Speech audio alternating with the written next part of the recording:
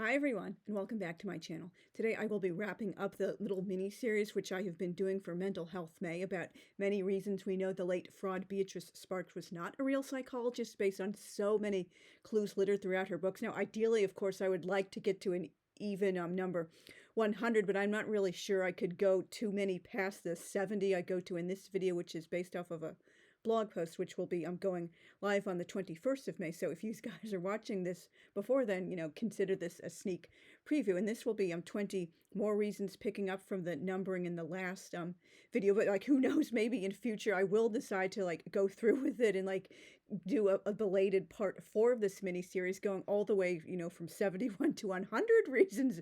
It's littered throughout her books, particularly after I read the final book I haven't read yet. So anyway, I'm absolutely gobsmacked anyone, even pre-internet and in a relatively more trusting and innocent era, ever believed Beatrice Sparks was a real psychologist. It really boggles my mind. The moment she began writing herself into her books as a teen psychologist, it should have been all over. So many editors and literary critics were sorely derelict in their duty to sniff out her obvious clues of fraud. Number 51, she implies abused children are liars, just making it up for attention or because they're upset about other things. I ranted about this when I was doing my videos about this terrible, awful book, Almost Lust. Thank God I finished choking that one down and I will never have to read it ever again. The only reason I bought this garbage, I had DNF'd it 7-8 years prior. It's bad even by her standards. The only reason I wasted $7 or whatever on it and read it and did the videos and blog posts is because I'm taking one for the team when I read her crappy books, to warn other people away from them and expose, debunk what a huge absolute fraud she was. Just it absolutely made me so angry. I was already pissed off at her for the rhetoric about toxic positivity and Mormon propaganda. Oh, you can easily cure depression. Just sit under a bright light and think positive thoughts. And it's really your fault if you want to unalive yourself, or if you're feeling down in a dark, deep black tunnel with no way out. You should have had a pause toot and cue the all caps, the positive power of positive thinking. And Sammy is demonstrating obvious trauma, extreme rage, lots and lots of mental issues when he's talking about his father. Oh, he's a terrible dad. He was beating me when he was in possession of cocaine. And then Sammy suddenly changes his about face and's I'm so sorry. I lied to you, Dr. B. My daddy didn't hit me at all. I told you so many disgusting lies. Lies. Lies. She loved repeating a word thrice for emphasis. All of them lies. Oh, I'm so angry at myself. Daddy is a good daddy. He barely even touched me. I was just lying and making it up. This made me so angry. So how dare you send this terrible message, going right back to the 1950s, which is her whole point of view. Anyway, so many of her characters, pretty much all of the main characters and secondary ones, they act like they're in the 1950s. Oh, just give the baby up for adoption if you messed up. You'll never have to think about that mistake again. Just be a good girl and pretend you never sledded it up outside of wedlock. I mean, that's the way she would express it. Oh, parents never really abuse their children. You're just making it up. Good people don't do bad things like that. That's just one of the top 3 reasons I hate her so much, and proving she was not a real psychologist. So then what are the real reasons this dude is so grief-stricken, traumatized, depressed around his dad? If he just made it all up, what the F is going on there? But anyway, moving on. Number 52, everything is too textbook. Real mental health and personal issues don't perfectly follow checklists, and real people don't talk like they're quoting from psychology textbooks, or even when they're writing, they don't talk like that. I mean, I'm sorry, write like that, but you know what I'm saying. Real life also doesn't go neatly from point A to point Z with no detours or yo-yoing in between. For example, oh wow, isn't that something, a total coincidence? Nancy has every single complication of early AIDS, and Sammy has all the perfect checklist of being depressed and teenage angst and trauma. And oh, Kim, even though I did jack squat to actually develop her so-called eating disorder beyond mentioning binging and purging somewhat regularly, oh, suddenly she has all these textbook symptoms of fainting and her hair's falling out and all this, even though I did jack to develop it. And oh, Annie has all these textbook symptoms of why she's like, staying with an abusive boyfriend and like putting up with the abuse and like telling mommy cans it didn't really happen. It wasn't that bad and this and that, all these other like perfect checklists. Oh,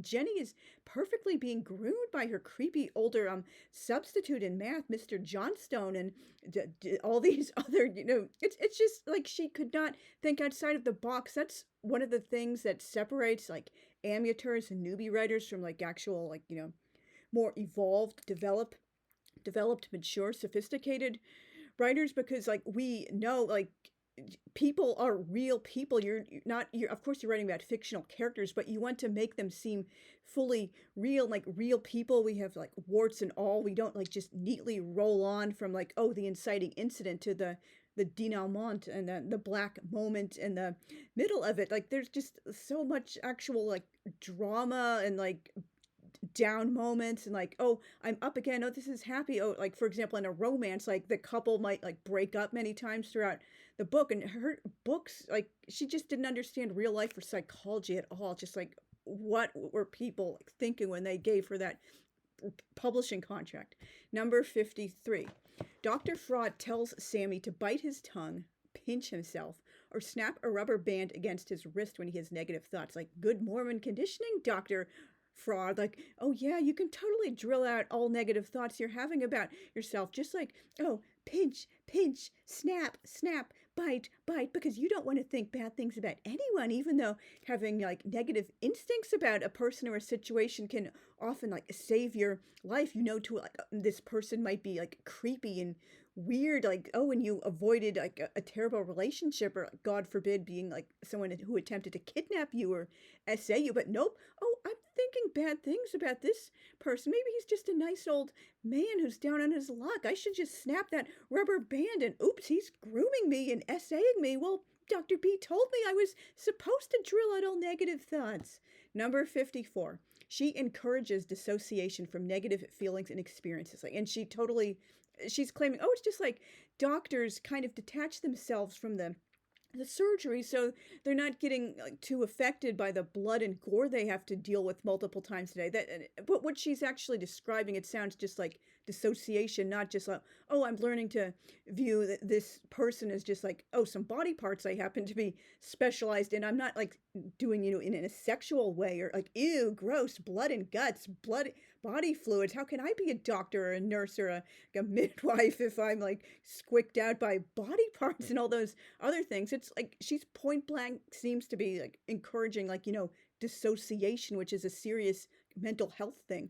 I wouldn't wish even non-pathological dissociation like mine on anyone. And I have a video I did last year for Mental Health May talking a bit about, my non-pathological type of dissociation and how I started like, figuring out I like suffer from this. It's not just, oh, I have a stone face, I'm, like tough, I don't like to show emotions. It's, actual like non-pathological dissociation I've been like having all these years. It's like a self-protective, self-defense, like coping mechanism. But I might put a link to that video at the end if you guys want to watch.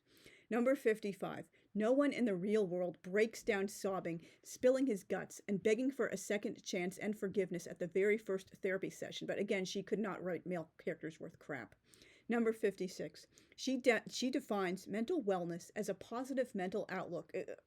Again, not a psychologist, and constantly demonstrates total ignorance of how mental health issues are caused by something going wrong in the brain. Like, again, like, she didn't even have an associate's degree in pre-psychology. It's impossible to magically think your way out of clinical depression, ADHD, bipolar, BPD, anxiety, PTSD, like schizophrenia, autism, or like any other like mental health conditions. And of course, I'm not saying like you're like inferior or less than, but it's just something, your brain wiring isn't working the way it's supposed to on average. That's why they're classified as mental health conditions. Now, oh, like this is just like totally a different way of being, and you have magical superpowers if you have schizophrenia. Like these are very serious conditions for people. Like no one wants to have like depression or like bipolar, it can like really impact your life. Even if like, I mean, I agree, my own like mental health issues I have, they've like made me who I am. I couldn't like imagine like not having those conditions. They've, you know, helped my writing and like some of my special interest and such like that. But like it would be most preferable if nobody has to suffer with any kind of like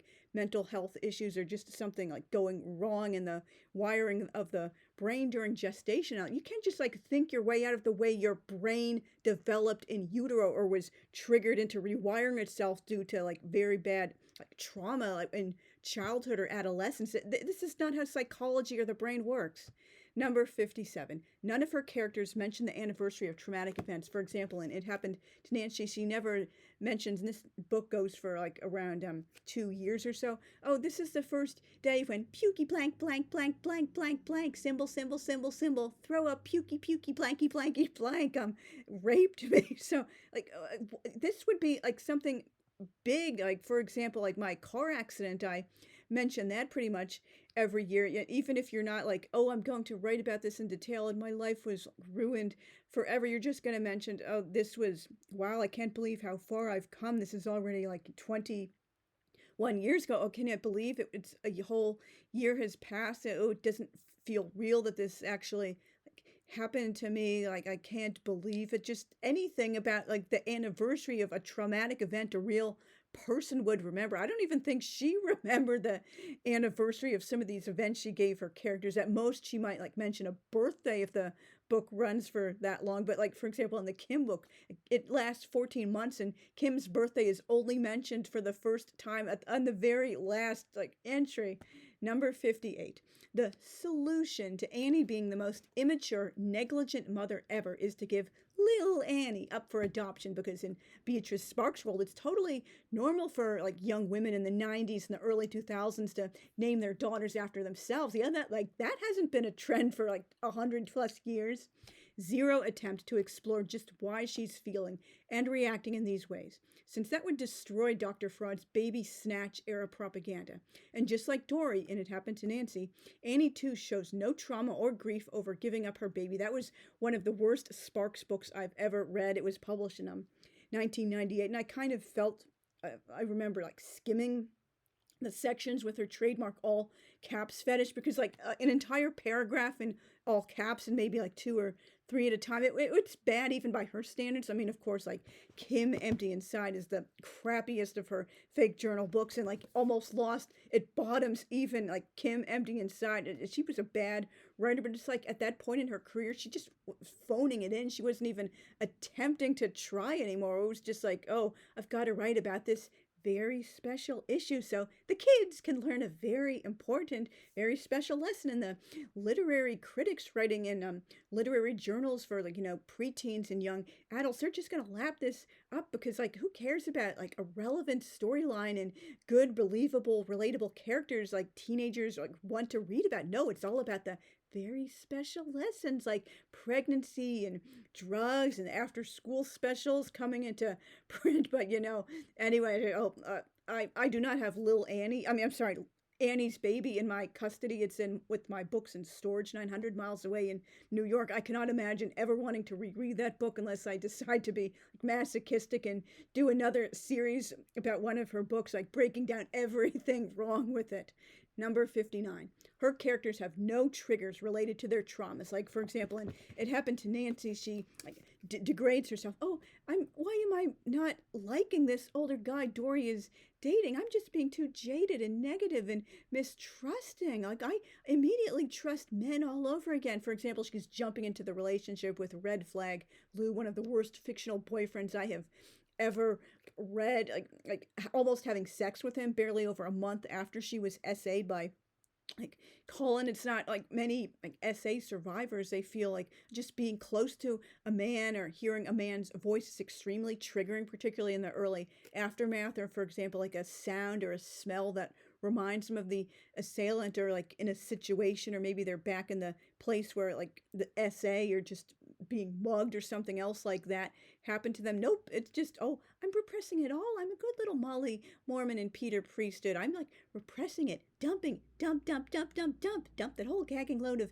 gagging garbage. I'm pretending ugly things never happened. I don't want to wallow in it.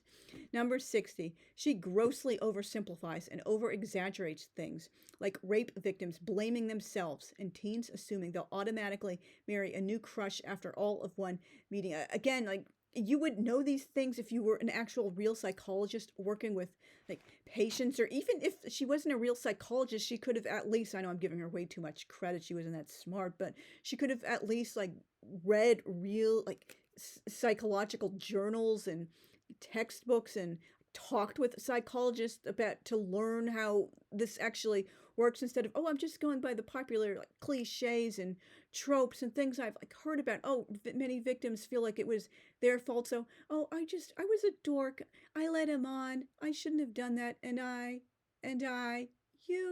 or just, oh, wowee, now I know what hormones are. I don't even know his name yet, but he's going to be my precious husbandkins for the waste of time and all eternity and Kolob when we go to our own planet. Number 61, real therapists don't write session summaries and case studies in such a casual, non-professional manner. It's just like shocking, like she just does these little summary of session. Sammy talked about his problems in East Los Angeles. He wanted to get out but didn't know how. His gang's turf was its own country with its own laws and boundaries. He stayed drunk or stoned to exist. We talked about what he might have done, how negativity is literally a toxic poison to the human mind. It said no psychologist ever. And how he might choose a feel-good song to replay in his mind when necessary. Like, and here's another summary of session. Worked at putting Sammy's past behind him. That's so simple. You can just immediately repress everything all. And of course, he's giving her a high five again in this session. Oh, and talking with the Arnold Schwarzenegger accent. And then his accent changed to Frankenstein. Oh, she was a terrible writer. Showed him methods for not being a host to darkness. Again, victim blaming and saying you can easily think your way out of a mental health crisis. His personality and attitudinal set are blossoming. He is now an open to change and growth kid. Wow, what a miracle after only like a month or so. Material covered. Pause tudes. Like no one said that in the 90s. And they're helping healing power. Also light therapy. Again, like totally not being a real psychologist. And here's another. Sammy has amazing perception and a sincere desire to change. Yeah, wonder why? Because you created him. Material covered. Getting into a gang because he wanted to belong. Questions about God, which she dumped into the session unprompted. Hello, establishment clause. Depression, chemical imbalance, which again she lied about. Oh, you don't really need drugs. Like you can easily just have the positive power of positive thinking. Barely any people really need drugs to heal themselves from depression. And even those people, they could just sit under a bright light and think happy, happy, happy. Frightening feelings about himself. Listening to his taped sessions. Listening to tapes of your therapy that doesn't do jack squat. Sammy finally faces seeing his father use cocaine. Sammy uses. His father finds him stoned, and having spilled his complete cocaine stash into the heavy carpet, Lance sadistically, violently abuses Sammy, which he later says, like, never happened. Let's see, like another case study at the end, like if I can see one for them.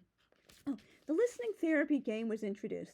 As usual, it was startling to find how often family members thought they heard something that wasn't said, but that they wanted to hear. Sammy and Dory have mended the fences between them and their father. Wow, after all of one session.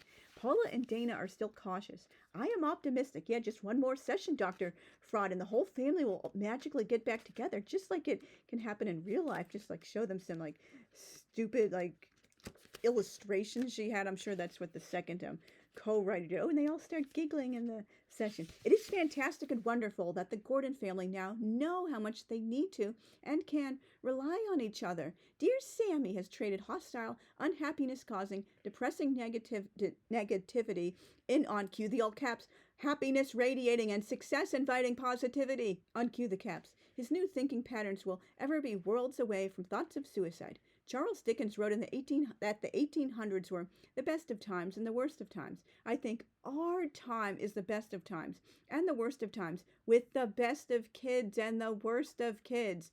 When I read teenage studies, always in the back of my mind is the wonderment. How many of the hostile, troublemaking, abnormally acting kids have been brought up in environments where they have taught them that kind of cue, the old caps, hostile abnormal behavior is normal. Like, this is like totally showing her classism. Oh, they just don't have mommies and daddies who are still happily like married. If they were nice and white and delightsome and bourgeois and married, they would, and living in the nice little suburbs, so they just wouldn't turn to these terrible problems. But moving on. Number 62, someone who doesn't want to talk about someone anymore because of trauma. A surprise, wait for this, just doesn't do it. She doesn't dramatically declare, oh, in all caps, of course, that she's never going to mention his name or write about him ever again. Number 63, because of their incomplete cognitive development, teens are highly unlikely to use advanced show-off vocab, let alone on a regular basis. We also tend to express ourselves differently when writing just for ourselves. Imagine that. Even the most advanced and pretentious teens, which her characters aren't, as they demonstrate many times, tend to write how they speak outside of schoolwork, or at most have a small pool of fancy words they like to use, and which they know the meanings of. One of her favorite tropes is characters randomly, correctly of course, using a word. Oh, I don't know what this word means, but I heard it on the news, or I read it in the newspaper. It was in English class. I didn't pay attention to the meaning, but I always thought it sounded really cool and fun and fancy, and I always wanted to use that word. Oh, what a coincidence. I happen to be perfectly spelling it and using it like in correct context and meaning. Oh, wow, isn't that a coincidence? Number 64, the transcribed counseling sessions in Annie's Baby read like moral lectures instead of real psychotherapy. I wish I had that book with me now just so I could like read examples or do some more in-depth videos taking it down. Number 65, Sparks clearly didn't know the difference between abusive sexual behavior and consensual BDSM. Who the hell uses the word sadist to describe someone who sexually abuses his partner anymore? And Annie never even says exactly how Danny is hurting her a lot during sex. Like, I mean, of course, I'm not going to give graphic examples, but like, can you at least give us a general idea of what exactly the hurting consists of? Like, I doubt he was actually doing like whipping her in handcuffs and stuff like that. Oh wait, I'm sure Dr. Fraud was against BDSM relationships too. Number 66, having back and forth conversations, arguments, and tantrums, yes, actual tantrums, with a journal as though it's a real person is a sign of serious mental disturbance. She acts like that's so normal. And Nancy also talks to the journal. Hey, self, are you ready? Yeah, I'm ready. Okay, get ready to learn some big words. This is what HIV is, and these are all of the drugs I am taking with exact minute medical detail. Number 67, Kim's eating disorder has zero demonstrated side effects, beyond fainting and losing weight. Imagine that, because she rushed through it, couldn't even bother to develop it realistically. She carries on with an active social life, goes to classes, and regularly writes in her journal, instead of losing interest in everything due to having no energy, suffering physical side effects like headaches and hair falling out, and not leaving her room, changing clothes, or showering. I have a previous video about all the medical misinformation about eating disorders. You guys can check that out in my playlist about this huge fraud. Number 68. While teens straddle the fence between childhood and adulthood in how they think and behave, they don't go back and forth between talking like world-wise 70-year-olds and overgrown toddlers. One of her other favorite tropes, among many, is her characters, they just sound like huge babies. So can he even go... Can radder than rad him ever go for a big boo baby, like me? Oh, kit kat doodle. I'm writing a discredited, a hip hop song nobody wanted to record because it was silly even by doo-wop standards. Number 69. Likewise, real teens don't call themselves childish, babyish, and dumb. Like, this is one of the things Jenny in Treacherous Loves does all the time. Oh, I'm just a big baby. I'm so childish. I'm dumb. How dumb can dumber than dumb me get? Nor do they declare, in all caps of course, how they want to be childish. Nancy says this many times, like, I want to be childish. I need to be childish. I must be childish because I'm not sure how much longer I have to live. Oh, don't worry, you're a character in a Dr. Fraud book, Nanny Can's like, you'll be dead within 2 years because she did not understand how AIDS actually works. Number 70. Teens are kind of famous, for intensity of emotion since feelings and experiences are so new. Yet Dr. Fraud's characters quickly gloss over events a real teen would journal about in way more detail and length, like getting dumped by one's first love, like having sex or doing sexual things with a partner, or almost having sex with a new partner, and giving birth. Hell, even an adult would probably journal about those in detail. Like, what new mom is going to write? Oh, well, Annie sounds like she got twilight sleep, which fits with the whole like unwed mothers like home storyline, right? In the late 90s, like, oh, and I don't remember anything. I just zonked out. They gave me a drug. The details aren't special or important at all about how I gave birth, and I'm not gonna like mention in like detail. Like, really excited, like when I was having like in my own like sexual awakening. Like I was a virgin, complete virgin until the age of 28, believe it or not. And I definitely wrote in so much excited, happy detail in my journal, Eloise, about all the, like, I'm not going to get graphic, of course, but all the fun things I was doing with my now ex Sergey over that late spring and the summer and the